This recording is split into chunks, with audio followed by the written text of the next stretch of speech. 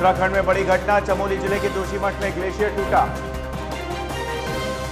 उत्तराखंड में पिछले 24 घंटे में कोरोना के 4,339 नए संक्रमित मिले, 49 की मौत। प्रदेश में एक्टिव केसेस 29,000 के पार। हरिद्वार में कोरोना के 1,175 नए मामले। बाबा रामदेव ने पतंजलि के खिलाफ षड्यंत्र रचने का लगाया आरोप।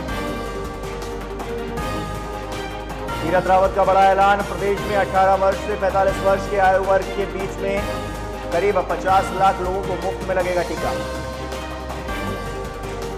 उत्तराखंड में 3 दिन से बारिश और हिमपात से लौटी ठंड। देवभूमि की वादियों ने फोड़ी बर्फ की 14 अप्रैल में जनवरी जैसी ठंड का एहसास।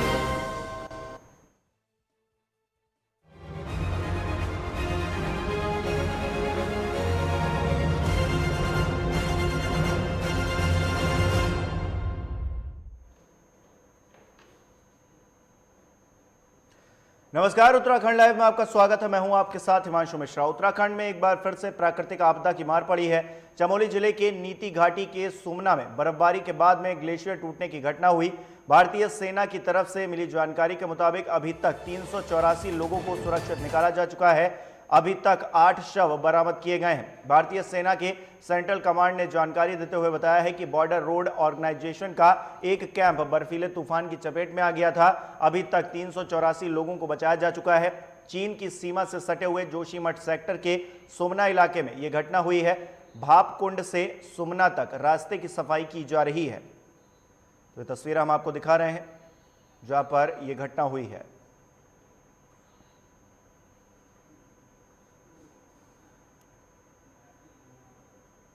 घटना घटी है और नीति के पास सुहाना में कुल मिलाकर के ये कह सकता हूँ कि वहाँ जो बीआरओ के द्वारा, उनके चीफ के द्वारा जो इनके पास आया है, रिपोर्ट आई है, आर्मी कल रात से पूरी तरह मुस्तैदी के साथ में वहाँ पे स्पॉट पे लगी हुई है और हमारा जिला प्रशासन पूरी तरह से कल से ही रेस्क्यू किया है और एसडीआरएफ वहाँ आगे बढ़ी है। एनडीआरएफ भी पूरी वहाँ पर कुछ लोग पहुँचे हैं आगे तक, जहाँ तक वो जा सकते हैं।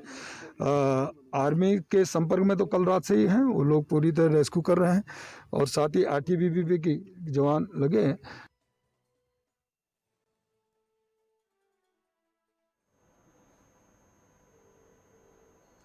तो तीरथ रावत खुद जायजा लेने के लिए पहुंचे हैं और आप तस्वीरें भी देख पा रहे हैं। उसके बाद उन्होंने बयान भी दिया है और अभी तक 384 जो आंकड़ा निकलकर सामने आ पाया है लोगों को बचाया गया है। और इसके अलावा सेना, आईटीबीपी और बीआरओ बचाव कार्य में लगातार जुटे हुए हैं। तस्वीरें लगातार हम आपको दिखा रहे हैं। सीएम तीरथ रावत वहाँ पर जायजा लेने के लिए पहुंचे हैं और तस्वीरें उनकी भी आप देख पा रहे हैं। और पुष्कर नेगी हमारे साथ जुड़ गए, हमारे सहयोगी। पुष्कर, एक बार फिर से आपदा आई है, ग्लेशियर टूटा है उत्तराखंड में, क्या जानकारी मिल पा रही है? अभी क्या राहत बचाव कार्य जारी है? बिल्कुल बिल्कुल, देखिए हिमांशु, मैं आपको बता दूं, कल शाम की घटना है। इसमें जो है सुमना एक ऐसा क्षेत्र है कि रिमझिम हो गया, आपका सुमना हो गया और आपका बाड़ाहोती हो गया, तो तमाम तरह जो चीन से जुड़े हुए इलाके हैं या बॉर्डर है, यहाँ पे जो है हिम ग्लेशियर जो है टूटने के कारण जो है यहाँ पे जो बीआरओ के भी 400 लोग जो बताया जा रहा है, जो सूत्रों के हवाले से जो खबर मिल रही है, क्योंकि 400 लोग यहाँ पे जो लेबर बीआरओ के थे वो यहाँ पे काम कर रहे थे। हाँ, हालांकि जो है इनमें से 400 में से 384 लोगों को जो है सुरक्षित यहाँ पे पहुंचा दिया गया है, जो जिनके जो स्थान है। और इनमें से जो अभी तक जो 8 लोगों की जो मौत की जो पुष्टि जो है यहाँ पे हो चुकी है। 8 लोगों ने अपनी जान गंवा दी है और 4 लोग जो है अभी भी घायल यहाँ पे बताए जा रहे हैं। जो घायलों का इलाज जो है जोशीमठ हॉस्पिटल में जो चल रहा है, जो आर्मी का हॉस्पिटल है, यहाँ पे इनको लाया जा रहा है और अभी भी जो है रेस्क्यू लगातार चल रहा है। और अभी जो है मुख्यमंत्री तीरथ सिंह रावत जी जो यहाँ पहुंचे थे, उन्होंने भी स्थिति का जायजा लिया, क्योंकि पिछले दिनों लगातार 3 दिन से जिस तरह से बारिश और भारी बर्फबारी हो रही तो एवलांचों का टूटना या हिम खंडों का टूटना तो लगातार जिस तरह से जो घटना है, क्योंकि अभी भी 1-2 महीने पहले रैनी की आपदा आई थी, उसके बाद फिर जो के कहते हैं कि जब आपदा आती है तो पूरा प्रशासन हो, चाहे आपदा प्रबंधन हो, चाहे सरकारें हो, बड़े अच्छी मूड में आते हैं, लेकिन जब धीरे धीरे जख्म जब खत्म हो जाते तो सरकारें भी सो जाती। लेकिन हाँ, हालांकि जिस तरह से ये घटना एक बार फिर 2 महीने में दूसरी जो घटना हुई है, इसको लेकर जो है प्रशासन यहाँ पे पहुंचा हुआ था, आर्मी भी यहाँ पे पहुंची हुई है और तीरथ सिंह रावत यहाँ का हवाई सर्वे करके जा चुके हैं। तो कहीं ना कहीं जिस तरह से लगातार जो घटनाएं आ रही, प्राकृतिक आपदाएं आ रही हैं, तो इसमें सोचने का विषय तो है कि ये प्रकृति के साथ जिस तरह से जो खिलवाड़ किया जा रहा है, इसको लेकर या तो यहाँ पे अलार्म सिस्टम की कोई व्यवस्था नहीं कर पा रहा था। आपदा प्रबंधन को पता चल पाएगी 400 लोगों का होना बहुत बड़ी बात है और इनमें से 384 लोगों को सुरक्षित बचा दिया गया। 8 लोग जिन्होंने अपनी जान गंवा दी, इनका रेस्क्यू जो है यहाँ पे कर दिया गया। हाँ, हालांकि SDRF, NDRF और ITBP और जो स्थानीय सेना है यहाँ पर, स्थानीय प्रशासन यहाँ पर अभी रेस्क्यू में लगा हुआ है। अभी भी जो है सड़क खोलने का मार्ग जहाँ पे 3 से 4 किलोमीटर का जो दायरा बचा हुआ है कि जहाँ पे एविडेंस आया है, जहाँ पे हिमखंड टूटा है, वहाँ पे पहुंचने के लिए अभी भी 4 किलोमीटर की दूरी अभी भी जो है SDRF और NDRF को यहाँ पे तय करनी पड़ी है। अब पुष्कर, क्या अभी भी कुछ लोग फंसे हुए हैं इस आपदा में? क्योंकि ग्लेशियर टूटा है, कई लोगों को निकाला भी गया है, लेकिन क्या अभी भी कुछ लोग फंसे हुए हैं क्या? लगातार जिस तरह से जो घटनाएं जो सामने आई, क्योंकि BRO यहाँ पे सड़क का काम करती है, क्योंकि बॉर्डर लास्ट बॉर्डर है यहाँ पे, जो BRO के जो लेबर यहाँ पे काम करती है। हालांकि हो सकता है कि अभी भी जो है कुछ लोग यहाँ जो हिमखंड टूटा है इसमें दबे हुए हों। आशंका अभी भी जताई जा रही है, क्योंकि सूत्रों के हवाले से सीधे खबर बताई जा रही है कि अभी तक किसी वहाँ तक पहुंच ही पाए हैं। लेकिन जब जो रेस्क्यू जो धीरे धीरे हो रहा है, अभी भी जो है पता चल पाएगा कि जब धीरे धीरे मौसम साफ होगा, आर्मी वहाँ पहुंचेगी, ITBP वहाँ पहुंचेगी, तब जाके पता चल पाएगा। क्योंकि अभी तक केवल जो आंकड़ा अभी तक जो हमारे पास है 400 लोगों का जो आंकड़ा अभी भी आया है, और इनमें से जो है 384 लोगों को जो है सुरक्षित जो है बचा लिया गया है। हिमांशु, क्षेत्र में ये घटना हुई है, क्या वहां पर मौसम अभी भी खराब है या फिर सामान्य हो गया है? बिल्कुल देखिए हिमांशु, अभी थोड़ा देर की बात आपको बात बताऊं, मौसम अपडेट में आपको दूंगा, क्योंकि 2 बजे के बाद जिस तरह से मौसम जो है करवट बदल रहा है, अभी भी जो है आसमान में धीरे धीरे बादल छाने यहाँ शुरू हो गए हैं। और जो इलाका आपने कहा, चाहे नीति माड़ा हो गया आपका, या गमसाली हो गया आपका, या तमाम सारे जो ऊंचाई वाले क्षेत्र हैं, यहाँ पे मौसम अभी भी शुष्क है, यानी कि हल्की धूप यहाँ पे खिली है। पुष्कर, बहुत बहुत शुक्रिया तमाम जानकारी देने के लिए। आप लगातार नजर बनाए रखिएगा, हम आपसे ताज़ा अपडेट लेते रहेंगे।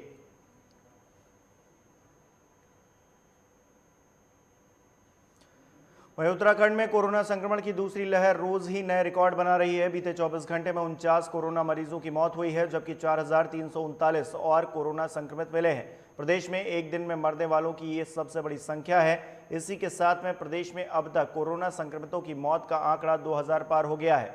संक्रमण दर बढ़कर 4% के आगे निकल गई है। रिकवरी दर में भी तेजी से गिरावट आ रही है। स्वास्थ्य विभाग के मुताबिक शुक्रवार को 31,370 सैंपलों की जांच की गई, नेगेटिव जिनकी रिपोर्ट आई है, जबकि 13 जिलों में 4,339 लोग कोरोना संक्रमित हैं। देहरादून जिले में 1,605 कोरोना के मरीज मिले हैं। हरिद्वार में 1,115, उधम सिंह नगर में 332, नैनीताल में 317, पौड़ी में 243, चमोली में 184, चंपावत में 187, अल्मोड़ा में 131, टिहरी में 78, उत्तरकाशी में 38, रुद्रप्रयाग में 35, पिथौरागढ़ में 40, बागेश्वर जिले में 34 संक्रमित पाए गए हैं। प्रदेश में बीते 24 घंटे में 49 कोरोना मरीजों ने दम तोड़ा है, जिसमें से दून मेडिकल कॉलेज में 19, सुशीला तिवारी मेडिकल कॉलेज हल्द्वानी में 9, हिमालयन अस्पताल में 6, एम्स ऋषिकेश में 6, श्री महंत इंद्रेश अस्पताल, कैलाश अस्पताल, उजाला हॉस्पिटल काशीपुर, सिनर्जी अस्पताल, साई अस्पताल हल्द्वानी, जिला अस्पताल चमोली, यहाँ पर एक मरीज की मौत हुई है। हेल्थ केयर रुड़की में 2, NHB बेस अस्पताल में श्रीनगर में 1 मरीज की इलाज के दौरान मौत हो गई है। प्रदेश में अब तक 2021 कोरोना मरीजों की मौत हो चुकी है। 1,179 मरीजों को इलाज के बाद में घर भेजा जा चुका है। इन्हें मिलाकर 1,07,450 मरीज स्वस्थ हो चुके हैं। संक्रमितों की संख्या तेजी से बढ़ने से सक्रिय मामले बढ़ रहे हैं। वर्तमान में 29,949 मरीजों का अस्पताल में या फिर होम आइसोलेशन में उपचार चल रहा है।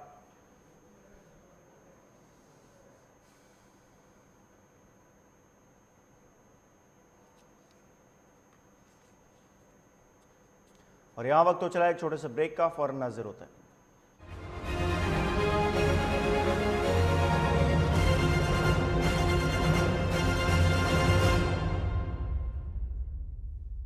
रूप मंत्र आयुर्वेदिक फेस क्रीम, इसमें है हल्दी चंदन के साथ एलोवेरा, तुलसी, नीम और बादाम तेल जैसी 12 खास आयुर्वेदिक जड़ी बूटियां, जो चेहरे की त्वचा में समाकर उसे अंदर से निखारे। रूप मंत्र Ayurvedic face cream and face wash, ये कोई कॉस्मेटिक नहीं, आयुर्वेदिक औषधि है। अगर नौकरी में तरक्की न मिलने, आपसी संबंधों में खटास होने, घर वालों से सम्मान न मिलने या घर के निरंतर कलेश से हैं परेशान, तो कॉल करिए 9795777775 पर, जहां आचार्य धनंजय जी आपको देंगे इस समस्या का समाधान। देखिए नक्षत्र चक्र हर रोज सुबह 7:30 बजे सिर्फ लाइव टुडे पर।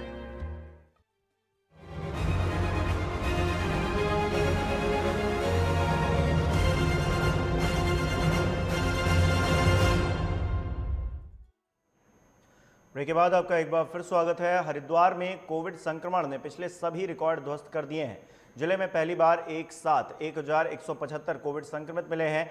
वहीं पर 4 कोविड संक्रमित मरीजों की मौत भी हुई है। अकेले विकास भवन में 14, कलेक्ट्रेट में 9 और ARTO कार्यालय के 4 अधिकारी व कर्मचारी कोविड से पॉजिटिव पाए गए हैं। जिला अस्पताल के प्रभारी CMS डॉक्टर चंदन मिश्रा समेत 5 चिकित्सक और स्वास्थ्य कर्मियों में संक्रमण मिला है, जबकि भेल क्षेत्र में 48 लोग कोविड पॉजिटिव हैं। योग गुरु स्वामी रामदेव ने पतंजलि के तीनों संस्थानों में 83 संक्रमित मिलने के दावे को सिरे से नकार दिया है। उनका कहना है कि पतंजलि के तीनों संस्थानों पर रोजाना सैकड़ों लोग आते जाते रहते हैं, आवागमन होता है।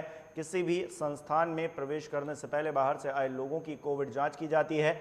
इसमें से कई लोग पॉजिटिव निकलते हैं, जिनको आइसोलेट कराया जाता है। बाबा रामदेव ने पत्रकारों को बताया कि पतंजलि योगग्राम और आचार्य कुलम में कोई भी कोविड संक्रमित नहीं है।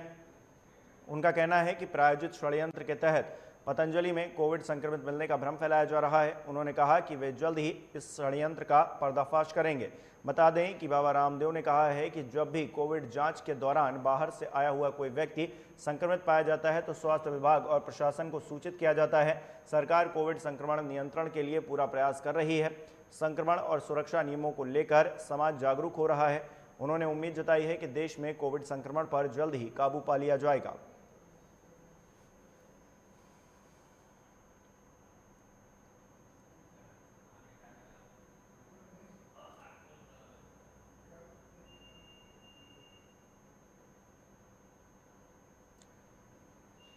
योग गुरु बाबा रामदेव ने कहा है कि एक षड्यंत्र के तहत ये भ्रम फैलाया जा रहा है कि पतंजलि में कोई भी कोविड पॉजिटिव है, जबकि ऐसा है नहीं। और हमारे साथ संजय हमारे साथ जुड़ गए हैं, हमारे सहयोगी।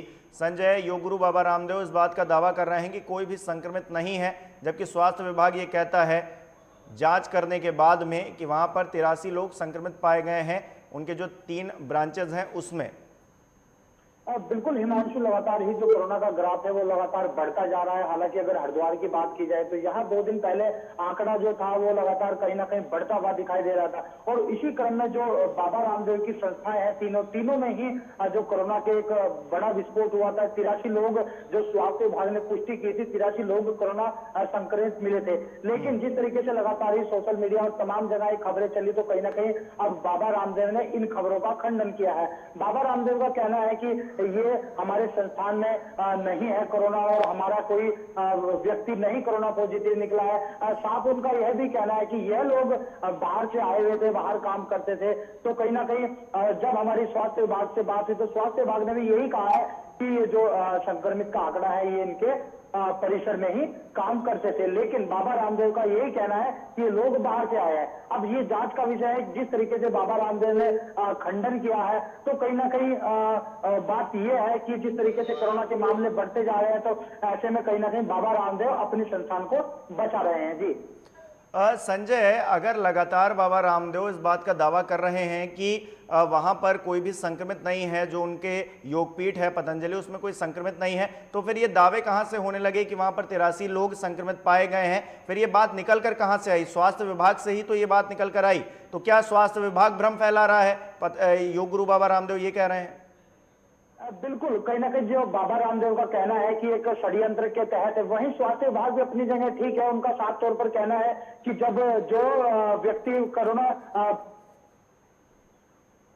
संक्रमित है वो कहीं ना कहीं इनके परिसर में ही काम करते थे। लेकिन जिस तरीके से बाबा रामदेव का यह कहना है कि ये लोग बाहर से आके काम कर रहे थे, ऐसे में स्वास्थ्य विभाग की एक जिम्मेदारी है कि बाहर के या फिर परिसर में काम करने वालों की संख्या बताई जाए। तो कहीं ना कहीं स्वास्थ्य विभाग ने भी अपना काम पूरा किया है। जिस तरीके से जांच के शिविर लगाए जा रहे हैं, हालांकि जब उनकी जांच हुई थी तो कहीं ना कहीं वो परिसर के अंदर थे। इसी कारण जो आंकड़ा है वो कहीं ना कहीं बाबा रामदेव के संस्थान में गिना जा रहा है। जी, संस्थान में गिना जा रहा है तो लोग क्या वहां पर सैनिटाइजेशन का काम किया गया जब ये लोग पाए गए हैं? उसके बाद अभी भी पतंजलि योगपीठ तो चल ही रहा है लगातार, तो ऐसे में और लोग भी संक्रमित हो सकते हैं। क्या इस बात को ध्यान में नहीं रखा जा रहा है? दावे ही कोई कुछ करे, लेकिन हमें सुरक्षा तो बरतनी ही होगी ना। अगर परिसर में पतंजलि योगपीठ में अगर 83 लोग संक्रमित पाए जाते हैं उनकी 3 ब्रांचेस में, तो कम से कम सुरक्षा बरतनी तो जरूरी है कि वो भी छुपा लिया जाएगा। बिल्कुल हिमांशु, लगातार अगर सुरक्षा दृष्टि से देखा जाए तो तमाम जो उनके संस्थान है वहां पे अगर एंट्री गेट की बात की जाए या फिर अंदर परिसर की बात की जाए तो तमाम जगह इस तरह के उपकरण लगे हैं, उसमें सैनिटाइजेशन का काम भी चल रहा है। लेकिन बड़ी बात यह है कि जिस तरीके से वहां 83 लोग संक्रमित मिले हैं, या वो बाहर के हो या वहीं के रहने वाले हो, कहीं ना कहीं कोरोना महामारी तो है ही। तो इसी को देखते हुए अब जो बाबा रामदेव की तरफ से भी कहीं ना कहीं और इंतजाम किए हैं। हालांकि प्रशासन भी जिस तरीके से वो पॉजिटिव आया है तो कहीं ना कहीं प्रशासन ने भी कहा है कि कोई भी व्यक्ति बिना जांच करे ना रहे। हालांकि वैक्सीनेशन की भी सलाह दी है। जी हिमांशु। संजय, बहुत बहुत शुक्रिया तमाम जानकारी देने के लिए। तो संजय जिस तरह से बता रहे हैं, कहीं ना कहीं जांच पड़ताल की गई हो, उसके बाद में पतंजलि योगपीठ के अंदर से लोग पाए गए हैं, तो ऐसे में स्वामी रामदेव अगर इस बात का जिक्र करते हैं कि यहाँ पर कोई भी संक्रमित नहीं है, तो कम से कम थोड़ी गंभीरता रखनी चाहिए और किसकी बात में कितनी सच्चाई है इसकी जांच होनी चाहिए। पतंजलि योगपीठ के प्रमुख हैं योग गुरु बाबा रामदेव, और ये दावा कर रहे हैं कि उत्तराखंड के हरिद्वार स्थित उनके परिसर में एक भी कोरोना पॉजिटिव मरीज नहीं है। उन्होंने न्यूज़ चैनलों की ओर से सफाई दी है, खबरों पर जो अफवाह उसको बता दिया है जो खबर आ रही है, और कहा है कि वह रोज़ाना 5 घंटे तक योग और आरोग्य के कार्यक्रम संचालित करते हैं। पतंजलि में 83 लोगों के कोरोना पॉजिटिव होने की खबरें सामने आई थी। इसके बाद में रामदेव के कोरोना के लिए बनाई गई औषधि कोरोनिल को लेकर लोगों ने उनकी खूब चुटकी ली है। रामदेव ने अपने ट्विटर हैंडल पर इन खबरों को खारिज करते हुए कहा कि पतंजलि में एक भी व्यक्ति कोरोना पॉजिटिव नहीं है। जो आईपीडी में नए रोगी और आचार्य कुलम के नए विद्यार्थी प्रवेश के लिए आए थे, उनका हमने कोविड प्रोटोकॉल के एसओपी के तहत टेस्ट करवाया था। उसमें आगंतुक मात्र 14 व्यक्ति पॉजिटिव पाए गए थे, जिनको हमने मुख्य परिसर में प्रवेश की अनुमति नहीं दी। रामदेव ने आगे लिखा है कि उसके अलावा सब बातें अफवाह हैं, झूठ है। मैं नियमित रूप से प्रतिदिन 5 से 10 बजे तक योग और आरोग्य के लिए लाइव प्रोग्राम कर रहा हूं।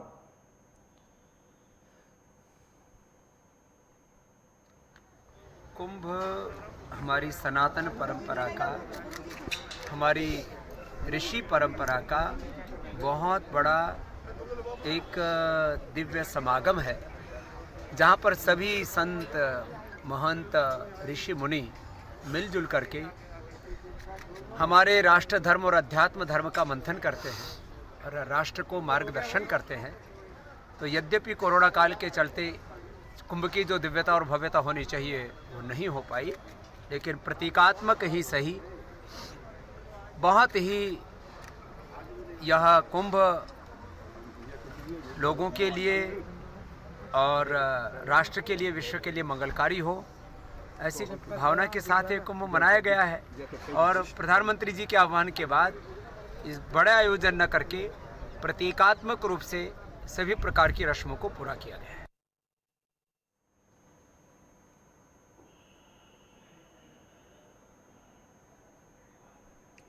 और संजय हमारे साथ बने हुए हैं। संजय, एक तरफ कुंभ भी हो रहा है, कुंभ को लेकर भी तमाम तरह के सवाल खड़े हो रहे हैं, दूसरी तरफ पतंजलि को लेकर जो मामला है, इस वक्त हरिद्वार में क्या चल रहा है? कोरोना की परिस्थितियों को लेकर क्या तैयारियां हैं प्रशासन की और क्या व्यवस्थाएं नजर आ रही शासन की तरफ से? बिल्कुल हिमांशु, जो कोरोना का ग्राफ है वो लगातार उत्तराखंड में बढ़ता हुआ दिखाई दे रहा है। तो साफ कहा जा सकता है कि जिस तरीके से कुंभ की शुरुआत भी हुई थी, 1 तारीख से कुंभ की विधिवत शुरुआत हो गई थी, उसके बाद शाही स्नान भी लगातार हो रहे थे, तो कहीं ना कहीं जो कोरोना का जो ग्राफ है वो बढ़ता दिखाई दे रहा था। तो कहा जा सकता है कि इस वक्त अगर हालात की बात की जाए, तो ग्राउंड रिपोर्टिंग की बात की जाए, तो हरिद्वार के हालात तो कुछ सही नहीं है। हालांकि हॉस्पिटलों में परेशानी आ रही है, लोगों को बेड नहीं मिल रहे। हालांकि जो कोरोना के पेशेंट है वो लगातार जांच भी की जा रही है। लेकिन सबसे बड़ी बात यहां होती है कि कोरोना के बढ़ते मामलों के बीच भी राज्य सरकार ने अब तक जो कुंभ को समापन की घोषणा नहीं की है, तो कहीं ना कहीं एक बड़ी लापरवाही भी कहा जा सकता है। और जिस तरीके से अगर साधु संतों की बात की जाए, तो अगर जूना अखाड़े की बात की जाए या फिर किन्नर अखाड़े की बात की जाए, तो इन्होंने सबने ही जो कुंभ की समापन की घोषणा कर दी है। हालांकि अब बैरागी संत इस चीज का विरोध भी कर रहे हैं। आपको बता दें 27 तारीख में एक बड़ा शाही स्नान भी होना है, उसको लेकर भी कहीं ना कहीं असमंजस की स्थिति है। साफ कहा जा सकता है कि जो संत है आपस में ही दो गुट हो गए हैं, और संत भी अब इस चीज को कह रहे हैं कि जो बैरागी संत है उनका भी यही कहना है कि जिन्होंने कुंभ का समापन कर दिया है, तो कहीं ना कहीं वो अब स्नान के हकदार नहीं होते हैं। तो इसको देखते हुए भी संतों ने मुख्यमंत्री को ज्ञापन दिया है। आपको बता दें जिस तरीके से कोरोना के मामले बढ़ रहे हैं, तो भाई कहा जा सकता है कि लोगों को संभलने की जरूरत है। और अपने दर्शकों को भी हम यही कहेंगे, उत्तराखंड आने वाले को कहा जा सकता है कि अगर उत्तराखंड में एंट्री भी लेना चाहते हैं, प्रवेश करना चाहते हैं, तो वहां भी आपको निगेटिव रिपोर्ट दिखानी पड़ेगी। हालांकि राज्य सरकार ने 2 दिन का लॉकडाउन भी रखा गया है, जिसमें मैदानी क्षेत्र के लिए कहीं ना कहीं रविवार का है, और देहरादून की अगर बात की जाए नगर निगम क्षेत्र की, तो वहां शनिवार का भी लॉकडाउन रखा गया है। जी संजय, शुरुआती दौर में हमने कुंभ के देखा कि भीड़ लग रही थी, लाखों लाख लोग पहुंच रहे थे। इस वक्त जब कई अखाड़ों ने मना कर दिया है कि सांकेतिक तौर पर हम जो है आगे मनाएंगे कुंभ को, तो ऐसे में वहां की जो स्थितियां हैं, आम लोग कितना पहुंच रहे हैं और भीड़ को लेकर क्या प्रबंधन किया गया है शासन की तरफ से, प्रशासन की तरफ से गंगा घाटों पर? अगर तमाम इंतजामात की बात की जाए, तो प्रशासन लगातार मुस्तैद दिखाई दे रहा है। तमाम बॉर्डरों पर पुलिस का पहरा है। वहीं अभी जिस तरीके से स्नान भी चल रहे हैं, तो कहीं ना कहीं बहुत कम संख्या में लोग हरिद्वार पहुंच रहे हैं। साफ देखा जा रहा है कि जो लोग हैं वो भी कहीं ना कहीं अब जागरूक होते दिखाई दे रहे हैं। अगर घाटों की बात की जाए, तो तमाम घाटों पर ऐसे शिविर भी लगाए गए हैं जो लोग अपनी जांच करा सकते हैं। तो कहीं ना कहीं जो जांच की प्रक्रिया है वो भी लगातार चल रही है। ऐसे में जिला प्रशासन द्वारा लोगों से अपील भी की जा रही है कि लोग सोशल डिस्टेंस बनाए रखें। और वहीं जिला अधिकारी सी रविशंकर द्वारा भी यही कहा गया है कि जिस तरीके से लॉकडाउन वाला दिन होता है, या फिर जिस तरीके से व्यवस्था बनाई गई है, तो कहीं ना कहीं उसमें देखा जा रहा है कि जो क्षेत्र है उसे सैनिटाइजेशन किया जा रहा है। जी हिमांशु। संजय, बहुत बहुत शुक्रिया तमाम जानकारी देने के लिए। आप लगातार नजर बनाए रखिएगा और अपना भी ख्याल रखिएगा। तो फिलहाल के लिए कोरोना की परिस्थितियां जिस तरह से विकराल हो रही हैं, अपने आप को बचाकर रखना बेहद ज़रूरी हो गया है। कोरोना के बढ़ते हुए संक्रमण को रोकने के लिए उत्तराखंड सरकार ने 3 दिन तक सभी सरकारी कार्यालयों को बंद रखने का आदेश दिया है। इन 3 दिनों तक कार्यालयों को सैनिटाइज किया जाएगा। हरिद्वार में सभी कार्यालयों को सैनिटाइज करने का काम शुरू हो गया है। हरिद्वार रुड़की विकास प्राधिकरण कार्यालय को पूरी तरीके से सैनिटाइज करा दिया गया है। हरिद्वार रुड़की विकास प्राधिकरण के सचिव हरवीर सिंह ने बताया है कि उत्तराखंड सरकार चाहती है कि राज्य के सभी कर्मचारी और सभी निवासी सुरक्षित रहें। सोचकर 3 दिन तक यही कार्यालयों को बंद रखने का निर्णय लिया गया है। इसी के मद्देनज़र और कोरोना संक्रमण को रोकने के लिए सभी कार्यालयों को बारीकी से सैनिटाइज कराया जा रहा है। तो तस्वीरें भी हम लगातार आपको दिखा रहे हैं। सैनिटाइजेशन अभियान जारी है। सरकारी जो भी कार्यालय हैं उनको सैनिटाइज कराया जा रहा है पूरी तरीके से। 3 दिन की छुट्टी इसीलिए रखी गई है ताकि व्यापक तौर पर सैनिटाइज कराए जा सकें सरकारी कार्यालय। की जो बढ़ती रफ्तार को देखते हुए राज्य सरकार ने फैसला लिया है कि 23, 24 और 25 तारीख को राज्य सरकार के जो कार्यालय हैं, जहां मतलब आवश्यक सेवाओं को जोड़ते हुए वहां पे सैनिटाइजेशन का कार्य जो है किया जाना है। उसी क्रम में आप देख रहे हैं HRDA में जो है ये सैनिटाइजेशन का काम चल रहा है।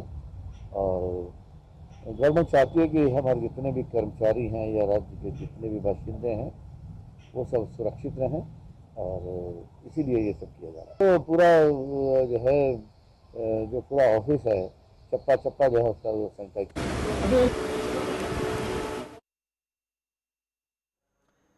और और संजय हमारे साथ एक बार फिर से जुड़ चुके हैं। संजय, व्यापक सैनिटाइजेशन अभियान चलाया जा रहा है, कोरोना को लेकर 3 दिन की छुट्टी है। किस तरह से इस अभियान को बांटा गया है कि कहां कहां पर किन किन क्षेत्रों में पहले सैनिटाइजेशन किया जाएगा, और सैनिटाइजेशन के बाद में 3 दिन की छुट्टी के बाद में क्या प्रोसेस रहने वाला है? हफ्ते में किस दिन फिर से सैनिटाइजेशन अभियान कराया जाएगा, या फिर सिर्फ एक बार की ही खानापूर्ति हो रही है? बिल्कुल हिमांशु, जिस तरीके से हम अपने दर्शकों को भी दिखाया है कि वीडियो में भी अब 3 दिन की राज्य सरकार ने कहा है कि जिस दिन छुट्टी होगी उस दिन सैनिटाइजेशन किया जाएगा। अगर जिला प्रशासन की बात की जाए तो बढ़ते कोरोना को देखते हुए जिला प्रशासन ने यह फैसला लिया है कि जो सरकारी कार्यालय है उसमें सभी का अवकाश रहेगा और इन दिनों में सैनिटाइजेशन किया जाएगा। टीम रखी गई है, कहा जा सकता है कि जिस तरीके से सैनिटाइजेशन की टीम रखी है तो उसमें यह देखा जा रहा है कि सैनिटाइजेशन जो लोग हैं वो करते दिखाई दे रहे हैं। अलग अलग हिस्सों में बांटा गया है, उसमें शिवालिक नगर भी है, नगर निगम हरिद्वार भी है, रानीपुर मोड़ भी है। तो तमाम जगह जिस तरीके से छुट्टी वाले दिन एक टीम को कहा गया है कि बढ़ते कोरोना को देखते हुए कहीं ना कहीं ये सब प्लानिंग की है। जी प्लानिंग की है, और ऐसे में क्या आपको लग रहा है, मैं ये जानना चाहूंगा आपसे कि ये सैनिटाइजेशन अभियान जो चलाया जा रहा है इसका कोई फायदा होने वाला है, या फिर सरकारी कार्यालयों के ही पूरे शहर भर में सार्वजनिक स्थान है वहां पर भी सैनिटाइजेशन अभियान क्या किया जा रहा है, और इसका कितना लाभ मिलता हुआ नजर आने वाला है? बिल्कुल, जिस तरीके से पहला दिन सैनिटाइजेशन का तो उसमें कहीं ना कहीं जो टीम है वो करती दिखी, लेकिन यहाँ बड़ी बात हो जाती है कि सिर्फ खाना पूर्ति ही करती दिखाई दे रही है। हालांकि लॉकडाउन जिस तरीके से रविवार का रखा गया है तो उसमें ज्यादातर क्षेत्रों में हम देखते हैं, हमारी टीम भी घूमती है, तो उसमें कहीं ना कहीं ये देखा जाता है कि प्रशासन द्वारा दावा तो किया जाता है कि सैनिटाइजेशन होगा, लेकिन जब हम ग्राउंड रिपोर्टिंग करते हैं तो कहीं ना कहीं जो लोग हैं, स्थानीय लोग हैं, उनसे भी हमारी वार्ता हुई है, उन्होंने भी कहा है कि यहाँ पे कोई नहीं आती। ऐसे में अब देखने वाली बात होगी जिस तरीके से 3 दिन का अवकाश है, इन्हीं में ही सैनिटाइजेशन होगा या फिर आने वाला जो कल का रविवार है इसमें भी आम जगह भी सैनिटाइजेशन होगा। साफ कहा जा सकता है कि अगर सरकार इस तरह के निर्देश देती है तो एक दिन ही सैनिटाइजेशन होता है तो कहीं ना कहीं किस तरह से कोरोना से हम लड़ पाएंगे। जी संजय, बहुत बहुत शुक्रिया तमाम जानकारी देने के लिए। तो संजय बता रहे थे कि लगातार व्यापक रूप से अभियान चलाया जा रहा है, और ऐसे में तस्वीरें भी हम आपको दिखा रहे हैं। सरकारी जो भी कार्यालय हैं उसमें सैनिटाइजेशन करवाया जा रहा है। व्यापक तौर पर यह अभियान 3 दिन तक चलाया जाएगा, और उसके बाद आगे की व्यवस्थाएं दुरुस्त करने की कोशिश होंगी। और इन्हीं खबरों के साथ इस बुलेटिन में इतना ही। नमस्कार।